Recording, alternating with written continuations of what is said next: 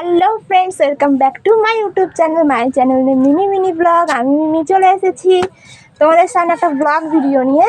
সেটা হচ্ছে আমার বর আজকে লুচি বানাচ্ছে না, ময়দা মাখছে।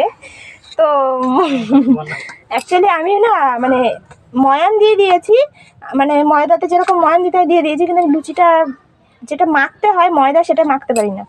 তো সেই জন্য আমার বরকে বলেছি তুমি মাখো। আর ছোলার ডাল হবে। তো এই দেখো আমার বর, এই দেখো ময়দা মাখিয়ে ফেলেছে। আর ওই দেখো ছোলার ডাল কড়াইতে সেদ্ধ হচ্ছে, যেহেতু আমাদের প্রেশার কুকার কেনা হয়নি, ছোট সংসার, আলাদা থাকি, আলাদা খাই, তো প্রেশার কুকার নেই বলে আমাদের এইভাবে মাখতে হচ্ছে। এই দেখো ময়দা আমাদের মাখা রেডি। ময়দা মাখা রেডি তো? একটু হাই বলে দাও সবাইকে, হাই বলে দাও না।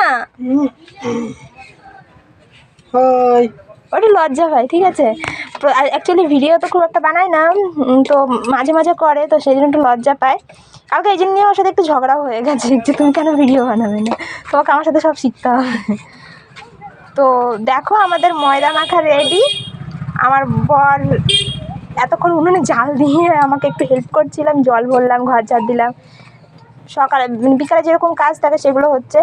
টাইম বলছি এখন যদি না বসাই, ডাল সেদ্ধ তো অনেক টাইম লাগবে, মটরের ডাল তো, সরি ছোলার ডাল। তো ছোলার ডাল আর লুচি করবো। মা ফোন করেছিল, বললো রাধা অষ্টমী তো ছোলার ডাল করো আর লুচি খা। তো সেই জন্য আর কি লুচি আর ছোলার ডাল করা হচ্ছে। আজ রাধা অষ্টমী, সবাইকে জানাই প্রীতি শুভেচ্ছা অভিনন্দন, গুড ইভিনিং। আর সবাইকে জানাই হ্যাপি রাধা অষ্টমী।